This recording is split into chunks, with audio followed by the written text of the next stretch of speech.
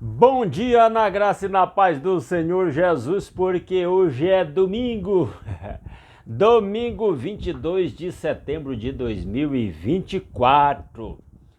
Estamos começando uma nova semana e nada melhor do que começar uma nova leitura. Terminamos de ler Josué, ontem, e agora vamos para o Novo Testamento ler o Evangelho de Lucas.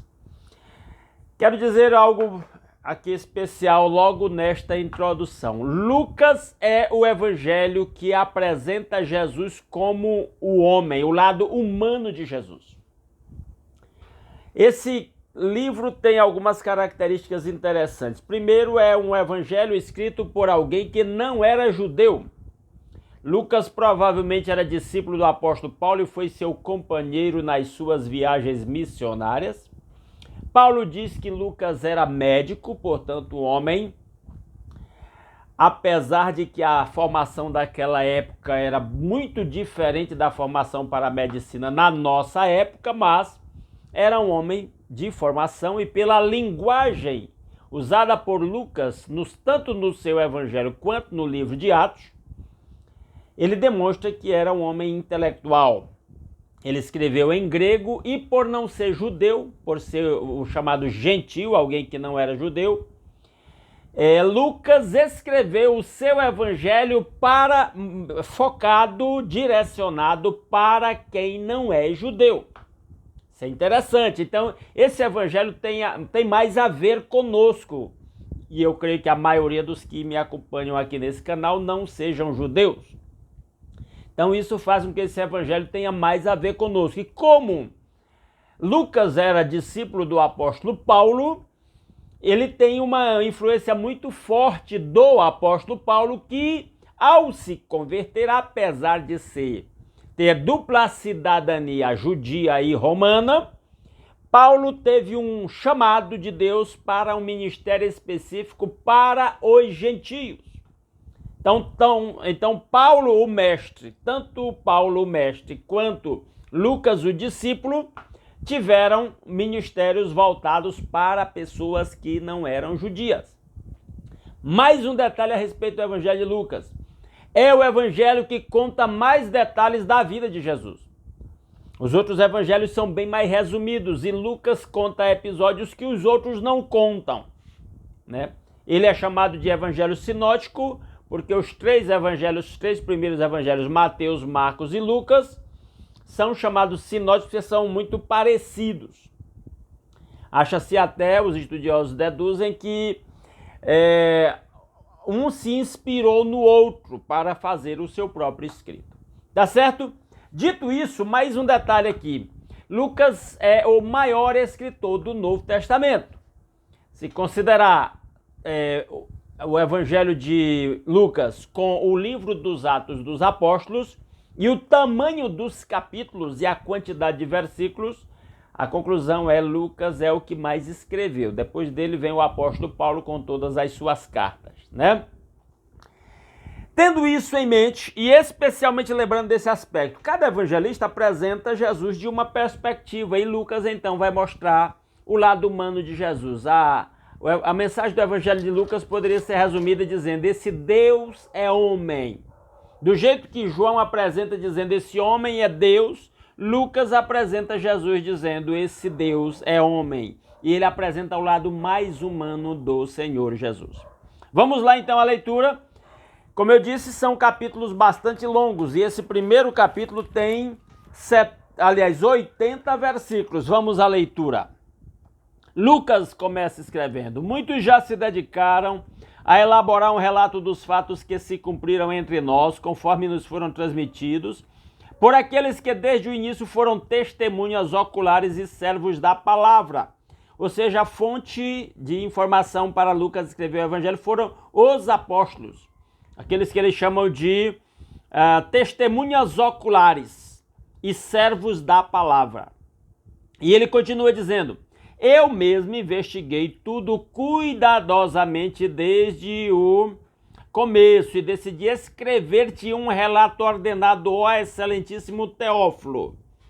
Então Lucas direciona o seu evangelho, seu escrito, para esse homem que ele chama de excelentíssimo Teófilo. provavelmente alguém que tinha uma elevada posição e talvez até uma função no governo romano, alguma coisa assim, talvez um gentil ou romano, especificamente, convertido ao cristianismo, ao qual Lucas deseja discipular, vamos dizer assim. Para que tenhas a certeza das coisas que te foram ensinadas.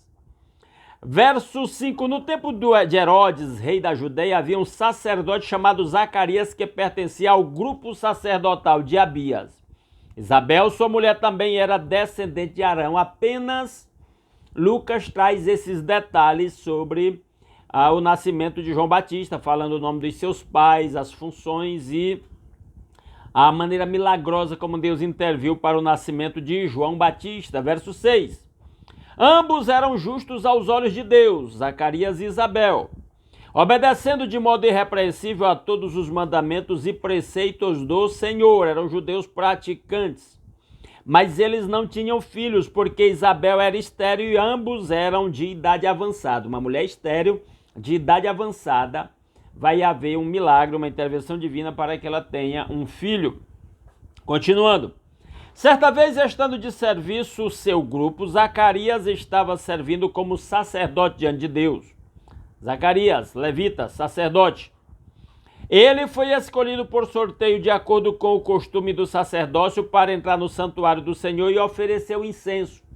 Como eram alguns milhares de sacerdotes, que qualquer um poderia ser sorteado para oferecer o incenso, que era oferecido diariamente no Santo dos Santos. Havia sacerdote que exercia o ministério completo sem ser sorteado nenhuma vez. Então já é uma providência de Deus que o Zacarias tenha sido sorteado. Verso 10. Chegando a hora de oferecer incenso, o povo todo estava orando do lado de fora. Então haviam 2 momentos no dia que eram momentos específicos das orações diante do templo, que eram às 9 da manhã e às 3 da tarde. Versículo 11. Então o anjo do Senhor apareceu a Zacarias à direita do altar do incenso, quando ele estava lá dentro do lugar santo do templo. Quando Zacarias o viu, perturbou-se e foi dominado pelo medo ao ver o anjo. Mas o anjo lhe disse: não tenha medo, Zacarias, sua oração foi ouvida. Isabel, sua mulher, dará a você um filho e você lhe dará o nome de João. E aqui a gente fica sabendo que o Zacarias orava pela sua esposa, pedindo que ela tivesse um filho. E não se sabe se ele continuava orando, mesmo ela sendo com a idade avançada. Então mostra que era um homem de fé. E o anjo designa até o nome do bebê que vai nascer, João. Ele será motivo de alegria, de prazer e de alegria para você, e muitos se alegrarão por causa do nascimento dele, pois será grande aos olhos do Senhor, e isso é que importa. Não é se somos grandes aos olhos humanos, é se somos grandes aos olhos de Deus. Porque a padrão de Deus é diferente do nosso padrão de avaliar uns aos outros. O padrão com que Deus nos avalia, né? Versículo 15, continuando. Ele nunca tomará vinho nem bebida fermentada e será cheio do Espírito Santo desde antes do seu nascimento. Ou seja, João Batista já foi escolhido desde o ventre para ser um nazireu. Não tomaria vinho nem bebida fermentada. E detalhe, seria cheio do Espírito Santo para exercer o ministério especial. 16. Fará retornar muitos dentre o povo de Israel ao Senhor, o seu Deus, e irá diante do Senhor no espírito e no poder de Elias. Porque Malaquias profetiza a vinda de Elias, que seria o precursor de Jesus, para fazer voltar o coração dos pais a seus filhos e os desobedientes à sabedoria dos justos, para deixar um povo preparado para o Senhor. Então, essa é uma descrição do ministério que João, filho de Zacarias e Isabel, iria exercer para preparar os judeus para a chegada do Messias, que era Cristo. Verso 18. Zacarias perguntou ao anjo: como posso ter certeza disso? Sou velho e minha mulher de idade avançada. Zacarias questiona, era um homem de fé, mas já vinha orando, mas agora que a coisa estava acontecendo, ele teve esse momento, essa dúvida aí. 19.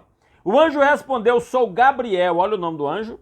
Gabriel, o que está sempre na presença de Deus. Fui enviado para transmitir a você estas boas novas. Agora você ficará mudo, não poderá falar até o dia em que isso acontecer, porque não acreditou em minhas palavras que se cumprirão no tempo oportuno. E a mudez de Zacarias por causa da sua dúvida também é uma intervenção divina que mostra a excepcionalidade do nascimento desse garoto especial, que era João Batista, que foi João Batista. Verso 21. Enquanto isso, o povo esperava por Zacarias, estranhando sua demora no santuário. Ele demorou mais do que o normal. Quando saiu, não conseguia falar nada. O povo percebeu então que ele tivera uma visão no santuário. Zacarias fazia sinais para eles, mas permanecia mudo. Quando se completou seu período de serviço, ele voltou para casa. Depois disso, Isabel, sua mulher, engravidou. E durante 5 meses não saiu de casa. Talvez por ser idosa, ficou envergonhada da gravidez, alguma coisa assim. E ela dizia, isto é obra do Senhor. Agora ele olhou para mim favoravelmente para desfazer a minha humilhação perante o povo. Porque uma mulher não ter filho era considerada uma maldição de Deus. Então ela se sentia humilhada. No 6º mês, Deus enviou o anjo Gabriel a Nazaré, cidade da Galileia, a uma virgem prometida em casamento a certo homem chamado José. Agora vai começar outra história com outro casal. José e Maria, descendente de Davi. Isabel e Zacarias eram descendentes dos levitas. José e Maria, descendentes de Davi, né, do rei Davi. O nome da virgem era Maria, da tribo de Levi, né? Aliás, da tribo de Judá. Verso 28, o anjo aproximando-se dela disse, alegre-se, agraciado, o Senhor está com você. O anjo falando com Maria. Maria ficou perturbada com essas palavras, pensando no que poderia significar esta saudação. Mas o anjo lhe disse, não tenha medo, Maria, você foi agraciada por Deus. Você ficará grávida e dará à luz um filho e lhe porá o nome de Jesus. O anúncio do nascimento de Jesus para Maria. Ele será grande e será chamado Filho do Altíssimo. O Senhor Deus lhe dará o trono de seu pai Davi. As promessas feitas a Davi da perpetuidade eterna da sua dinastia se cumpriu por meio de Jesus. E ele reinará para sempre sobre o povo de Jacó, seu reino jamais terá fim. Olha aí a perpetuidade do reino sendo anunciada aí por meio de Jesus Cristo, para se cumprir por meio de Jesus. Perguntou Maria ao anjo, como acontecerá isso se sou virgem? Ela era virgem, estava noiva, mas era virgem. Como é que ia ficar grávida? 35, o anjo respondeu, o Espírito Santo virá sobre você e o poder do Altíssimo a cobrirá com a sua sombra. Assim, aquele que há de nascer será chamado Santo Filho de Deus, gerado pelo Espírito Santo, Filho de Deus. Também Isabel, sua parenta, terá um filho na velhice. Falando da Isabel, que foi o assunto do início do capítulo. Aquela que diziam ser estéril já está em seu 6º mês de gestação, pois nada é impossível para Deus. Olha a declaração do verso 37. Nada é impossível para Deus, inclusive fazer uma mulher idosa, estéril, engravidar. Respondeu Maria, sou serva do Senhor, que aconteça comigo conforme a tua palavra. Então o anjo a deixou. A declaração de Maria mostra uma mulher muito submissa a Deus. 39. Naqueles dias Maria preparou-se e foi depressa para uma cidade da região montanhosa da Judéia, onde entrou na casa de Zacarias e saudou Isabel, que era sua prima, já com 6 meses de gravidez. Quando Isabel ouviu a saudação de Maria, o bebê agitou-se em seu ventre. Isabel ficou cheia do Espírito Santo. Milagre de Deus acontecendo na vida das duas mulheres. Em alta voz exclamou, bendita é você entre as mulheres e bendito é o filho que você dará à luz. Então a Isabel exalta aí já sabendo da gravidez de Maria. Mas por que sou tão agraciada ao ponto de me visitar a mãe do meu Senhor? Olha aí, ela já está reconhecendo que o bebê no ventre de Maria é o Messias e que é o Senhor dela. Logo que a sua saudação chegou aos meus ouvidos, o bebê que está em meu ventre agitou-se de alegria. Ninguém conta essa história, a não ser Lucas. E o médico aqui falando do movimento do bebê no ventre. Um movimento excepcional, porque foi por causa da presença de Jesus no ventre de Maria que o João Batista movimentou-se de maneira excepcional no ventre de Isabel. 45. Feliz é aquela que creu que se cumprirá aquilo que o Senhor lhe disse. no caso Maria. Disse então Maria, minha alma engrandece ao Senhor e o meu espírito se alegra em Deus, meu Salvador. Isso é chamado Cântico de Maria, pois atentou para a humildade da sua serva. De agora em diante todas as gerações me chamarão bem-aventurada, pois o poderoso fez grandes coisas em meu favor, santo é o seu nome. Ela está exaltando a Deus pela graça concedida a ela. A sua misericórdia estende-se aos que o temem de geração em geração. Ele realizou poderosos feitos com seu braço, dispersou os que são soberbos no mais íntimo do coração. Derrubou governantes dos seus tronos, mas exaltou os humildes. Ali estavam mulheres muito humildes, muito simples, recebendo uma das maiores bênçãos que um ser humano poderia receber. Encheu de coisas boas os famintos, mas despediu de mãos vazias os ricos. Ajudou a seu servo Israel, lembrando-se da sua misericórdia, para com Abraão e seus descendentes para sempre, como dissera aos nossos antepassados. Esse é o Cântico de Maria, diante da recepção de Isabel e das manifestações sobrenaturais de Deus na vida dos bebês. Estavam nos ventres de ambas. Maria ficou com Isabel cerca de 3 meses e depois voltou para casa. Ficou até o Joãozinho nascer, né? Ao se completar o tempo de Isabel dar à luz, ela teve um filho. Desculpem. Seus vizinhos e parentes ouviram falar da grande misericórdia que o Senhor lhe havia demonstrado e se alegraram com ela. O pessoal ficou feliz com a Isabel aí, idosa, estéril, tendo um bebê. No 8º dia foram circuncidar o menino e queriam dar-lhe o nome do pai, Zacarias, mas sua mãe tomou a palavra e disse, não, ele será chamado João, o nome que o anjo havia designado. Disseram-lhe, você não tem nenhum parente com esse nome. A tradição era dar o nome de um parente. E aí estranharam ela indicar João, que não era parente. Então fizeram sinais ao pai do menino para saber como queria que a criança se chamasse. Ele pediu uma tabuinha e, para admiração de todos, escreveu: o nome dele é João. Imediatamente sua boca se abriu, sua língua se soltou e ele começou a falar louvando a Deus, conforme o anjo havia anunciado que ele ficaria mudo até o menino nascer. Imediatamente sua boca se abriu, sua língua se soltou e ele começou a falar louvando a Deus. Todos os vizinhos ficaram cheios de temor. E por toda a região montanhosa da Judéia se falava sobre essas coisas. Todos os que ouviam falar disso se perguntavam: o que vai ser este menino? Falando de João Batista. Pois a mão do Senhor estava com ele. Seu pai Zacarias, verso 67, foi cheio do Espírito Santo e profetizou: louvado seja o Senhor, o Deus de Israel, porque visitou e redimiu o seu povo.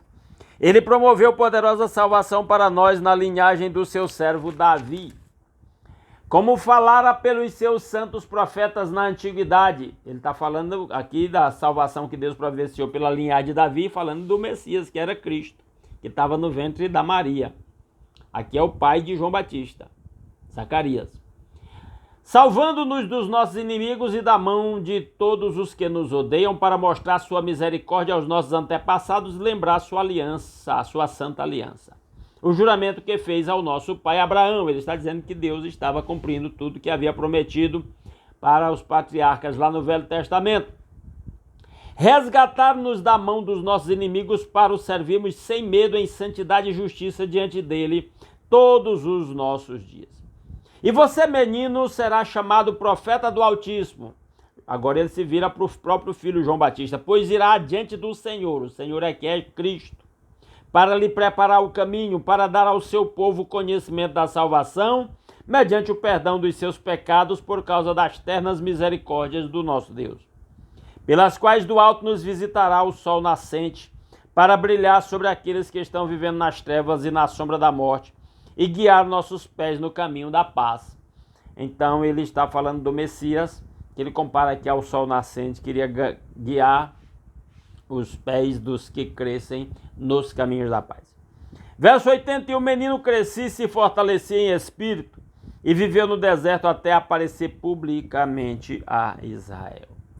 E assim terminamos a leitura de Lucas capítulo 1, com o nascimento de João Batista, e vamos amanhã continuar a leitura no capítulo 2 com o nascimento de Jesus, porque segundo a descrição desse capítulo, a Maria também já está grávida. O João Batista nasceu primeiro, mas alguns meses depois Jesus nasceu. E aí a gente vai continuar a leitura. Se essa leitura foi interessante para você, deixa um like no nosso vídeo, compartilha aí nos seus grupos de WhatsApp e outras redes sociais que possa ser compartilhado. Deixa seu comentário nesse vídeo se você gostou dessa leitura ou se você não gostou também, comenta, tudo certo, tá certo? E se alguém é novado por aqui, não está inscrito no canal, está convidado a se inscrever, ok? Vamos orar? Nosso Deus e Pai maravilhoso, muito obrigado por todas as bênçãos com que o Senhor nos tem abençoado. Obrigado pela noite de paz, pelo novo dia, pelo descanso, por acordar com saúde. Obrigado pelo lar, pela família, pelo pão de cada dia, por toda a provisão, proteção e direção que o Senhor tem dado às nossas vidas. Obrigado pelo trabalho com que cada um ganha o sustento de cada dia. Ó Deus maravilhoso, que a sua bênção esteja sobre a vida de cada um dos meus irmãos em nome de Jesus. Intercedemos por aqueles que estão enfermos, faça milagres a favor do seu povo, porque o Senhor é o nosso Deus que cura todas as nossas doenças. Atrai os corações dos enfermos e dos seus familiares para o trono da sua graça. Revela o seu amor com graça, com cura, com libertação. Se vai usar os médicos, medicamento, internações, cirurgia, seja feita a sua vontade, mas opera a favor da saúde do seu povo. Preservando quem está saudável, fazendo milagres sobre aqueles para os quais a medicina humana não tem mais recurso. Ó Deus, entregamos em suas mãos todos aqueles que meus irmãos estão mencionando nas suas orações particulares. Ó Deus maravilhoso, que a bênção do Senhor esteja sobre o lar de cada um dos meus irmãos. Que o amor, a paz, a alegria do Espírito Santo estejam presentes. Ó Deus maravilhoso, harmonizando a família, harmonizando os casais, fazendo harmonia entre os irmãos, entre os pais e os filhos, dando autoridade aos pais para ensinar os filhos na disciplina e admoestação do Senhor. Ó Deus maravilhoso, que a sua bênção esteja sobre o trabalho de cada um dos meus irmãos, fazendo prosperar, suprindo as necessidades de cada família, abrindo porta de emprego para quem está desempregado, dando soluções financeiras para quem está endividado, dando sabedoria a cada um para administrar com muita responsabilidade os recursos que o Senhor nos tem confiado. Ó Deus maravilhoso, que a sua bênção esteja sobre as nossas igrejas locais. Usa os pastores, aviva a fé a cada manhã. Usa os pastores para conduzir o seu rebanho nos caminhos da santidade, olhando para Jesus, autor e consumador da fé. Seja com aqueles missionários que estão lá nos campos missionários, especialmente aqueles que estão em lugares onde é proibido pregar o evangelho, onde eles têm que ficar disfarçados, onde eles podem ser perseguidos, até presos ou até expulsos dos países ou até mortos. Meu Deus, em nome de Jesus, protege e faça prosperar o trabalho de cada missionário, para que ele se alegre com o fruto do seu trabalho. Levanta obreiros, Senhor, homens segundo o seu coração, que se dediquem a fazer a sua obra, seja como pastor, como missionário ou qualquer outro chamado que o Senhor queira designar. Ó Deus maravilhoso, tudo isso nós pedimos graças ao nosso Senhor Jesus Cristo, ao seu sacrifício na cruz em nosso lugar e ao perdão dos nossos pecados e à nossa reconciliação com o Pai. Ó Deus, e o privilégio de fazer parte do seu povo e o livre acesso à sua presença por meio de Jesus Cristo, nosso Senhor. Ó Deus, que a bênção do Senhor esteja sobre o seu povo para que levemos a bênção do Senhor por onde quer que formos neste novo dia. É a nossa petição que fazemos agradecidos em nome de Jesus. Amém. Aleluia. Meus amados irmãos, muitíssimo obrigado pela sua companhia. Esperamos que esta leitura tenha sido muito edificante para vocês. Se Deus quiser, amanhã nós voltamos aqui para continuar a leitura do Evangelho de Lucas. Um grande abraço a todos.